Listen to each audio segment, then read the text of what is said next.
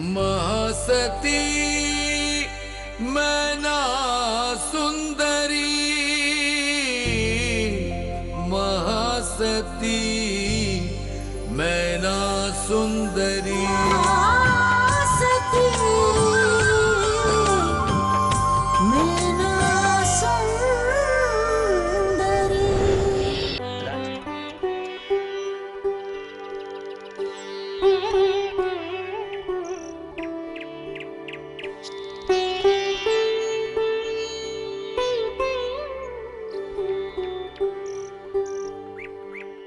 महाराज को निशंका प्रणाम। आओ मित्र, प्रातःकाल से ही दृष्टिगोचर नहीं हुए। महाराज, मैं निकट के ही मंदिर में हम सब कोढ़ियों के लिए प्रार्थना करने गया था।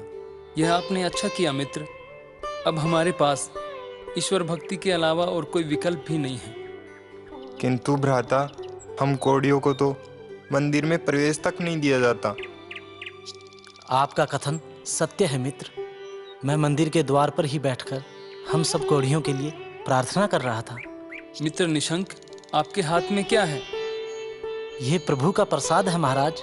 उस मंदिर में एक दिव्य काया वाली राजकुमारी आई हुई थी। उनके मुखमंडल को देखकर ऐसा प्रतीत होता था कि वे दया की मूर्ति है। राजकुमारी ने न केवल मुझे सांत्वना दी, बल्कि प्रभु का प्रसाद भी दिया। यह प्रसाद एक राजकुमारी ने दिया? हाँ महाराज, उसने हम सब कोढ़ियों के लिए भगवान से प्रार्थना भी की। आपने सत्य कहा मित्र। ऐसी महान आत्माओं की वजह से ही पृथ्वी पर नैतिकता स्थापित है। महाराज, हमारे कोढ़ निवारण हेतु वैद्य भी सभी उपचार कर चुके हैं, किंतु उस सदात्मा राजकुमारी से मिले प्रसाद को प्राप्त कर हमें प्रतीत होता है ये प्रसाद हमारे घावों पर औषधि का कार्य करेगा। अवश्य ही मित्र, यह प्रसाद सभी मित्रों में वितरित कर दो।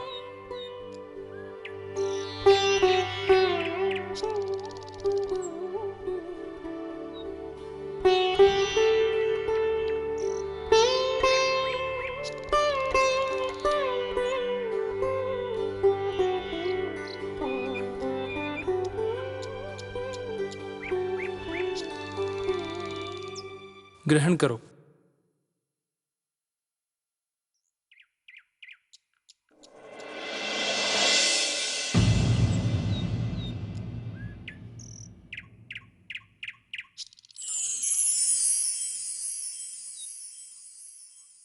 सज्जनों, ये मार्ग किस नगर की ओर जा रहा है?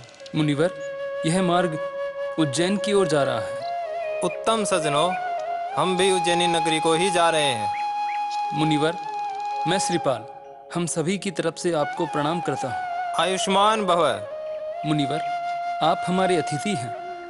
आप जरा यहाँ ठहर कर हमारे आतिथ्य को स्वीकार करें। नहीं, तीसरा पहर बीता जा रहा है और हमें आज ही सूर्यास्त से पहले उज्जैनी नगरी को पहुँचना है। आपकी इच्छा शिरोधार्य है। आप जैसा उचित समझें। हम सभी कुष्ठ रोग से पीड़ित हैं। आप जलपान के लिए यह फल स्वीकार करें। यह प्रसाद हमें मंदिर से मिला है। हम सभी ईश्वर की संतान हैं। रोग और शौक तो जीवन के भाग हैं। मात्र रोग के हो जाने से कोई मनुष्य अपवित्र या पतित नहीं हो जाता है। यह फल ग्रहण करने में हमें अति प्रसन्नता होगी। आपने यह फल ग्रहण करके हम पर उपकार किया है। आप हमें आशीर्वाद दीजिए। हमारा आशीर्वाद है पुत्रों कि शीघ्र ही आपके रोग का निवारण हो और आप सभी सुखी जीवन व्यतीत करें।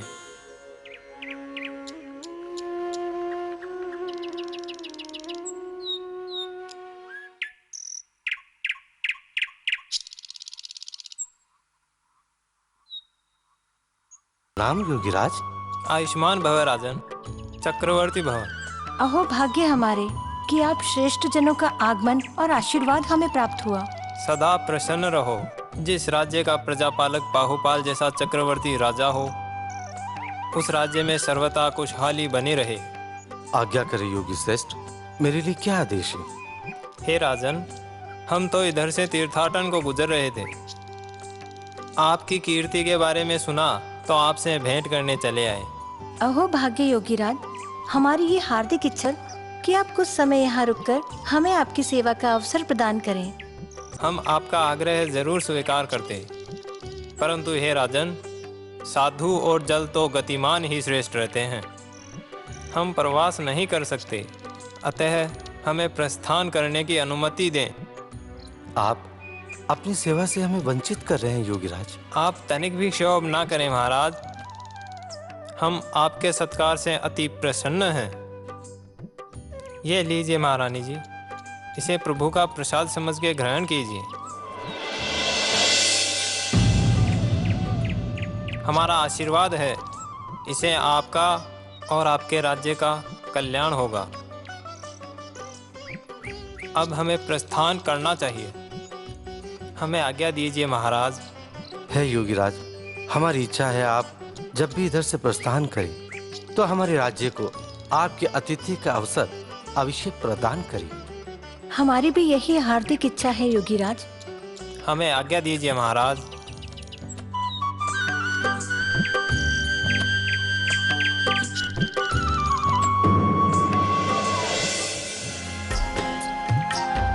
परम सुखी है वही जीव जो प्रभु से प्रेम करेगा, राग में उलझेगा तो जाने कितने बार मरेगा। परम सुखी है वही जीव जो प्रभु से प्रेम करेगा, राग में उलझेगा तो जाने कितने बार मरेगा। परम सुखी है वही जीव जो।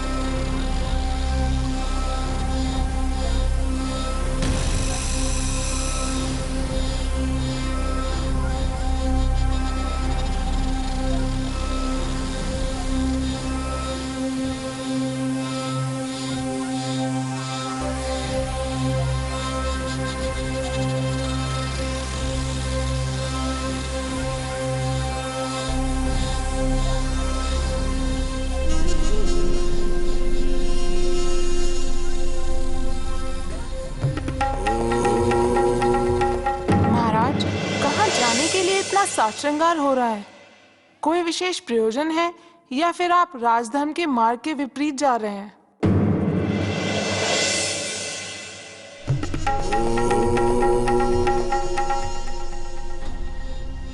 महारानी, आपका ये दुस्साहस जो आप हमारे मार्ग में बाधा बनकर हमसे प्रश्न पूछे। महाराज, मैं आपकी अर्धांगिनी हूँ और मेरा पूर्ण अधिकार है आपसे प्रश्न पूछने का। अगर आप कोई गलत मार्ग पे जा रहे हैं तो सही मार्ग दिखाना मेरा कर्तव्य है। कर्तव्य, अधिकार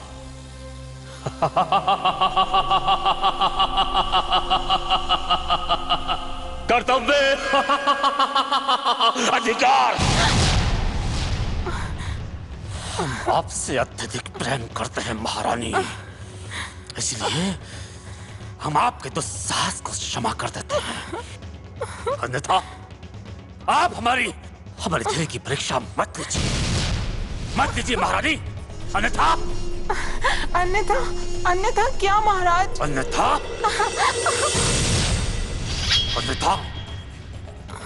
हम भी भूल जाएंगे कि हम आपके स्वामी हैं और आप हमारी धर्मपत्नी हैं। तो ले लीजिए हमारे प्राण महाराज।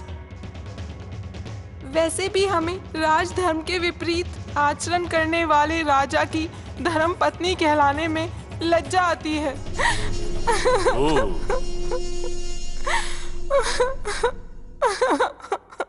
हमारी धर्म पत्नी को राजधर्म के विपरीत आचरण करने वाले राजा की धर्म पत्नी होने में लज्जा आने लगी है। शौम शौम शौम। सुनिए महारानी,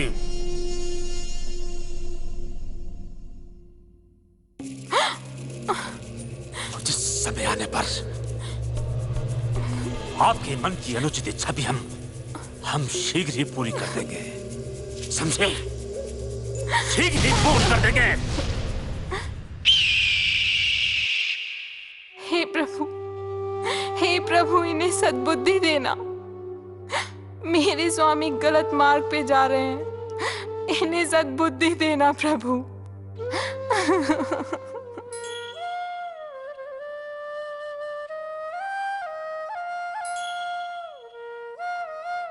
प्रणाम राजकुमारी जी।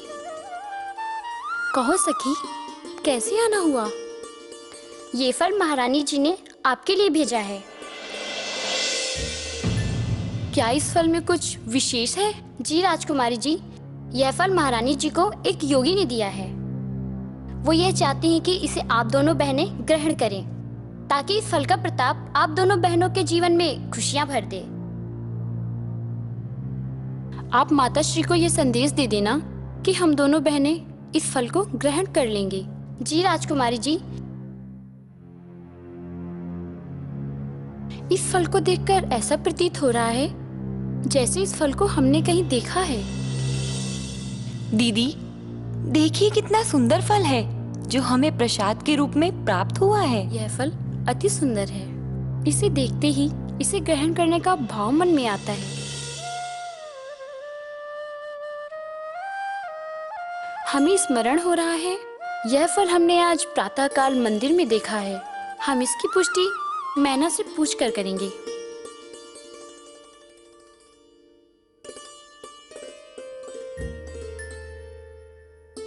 अरे दीदी, आप? दीदी, आपके मुख पे आश्चर्य और अधरों पे मुस्कुराहट का भेद क्या है? मैना, हम चकित भी हैं और प्रसन्न भी। इसी कारण हम आपके पास आए हैं। दीदी, ऐसी कौन सी बात है? हमें भी बताइए, हम उसे सुनने के लिए आतुर हैं। मैना, कुछ समय पूर्व दासी हमें यह फल देकर गई थी। उसने हमें बताया कि यह फल माता श्री ने हम दोनों बहनों के लिए भेजा है, ताकि हम इस फल को ग्रहण कर सके और इसका पुण्य हमें प्राप्त हो सके। दीदी, ये तो बहुत ही प्रसन्नता की बात है। आपके अधरों पे फैली प्रसन्नता तो हमको समझ में आ गई, किंतु आपका आश्चर्यचकित होना हम अभी तक नहीं समझ पाए हैं। मैना, जब हमने इस फल को देखा तो हमें ऐसा प्रतीत हुआ कि यह फल हमने कहीं पूर्व में देखा है। बस इसी बात की पुष्टि करने के लिए हम आपके पास चले आए। मैना, आप इस फल को देखिए तो। हमारा मन कर रहा है कि हम इसे अभी यहीं ग्रहण कर लें। प्रभु के प्रसाद पर तो सबका अधिकार है। ये लीजिए। दीदी, क्या ये वही फल है जो हमने उस कुष्ठ रोगी को दिया था? हाँ मैना, हमें भी ऐसा ही प्रतीत हुआ। दीदी, अगर ये वही फल है तो निश्चय ही आश्चर्य की बात है कि जो फल हमने कुष्ठ रोगी को दिया था, वही फल माताश्री के माध्यम से हमारे पास आ गया है। और माताश्री को यह फल एक योगी ने दिया था। इस प्रकार यह सारा घटनाक्रम विस्मृत करने वाला है।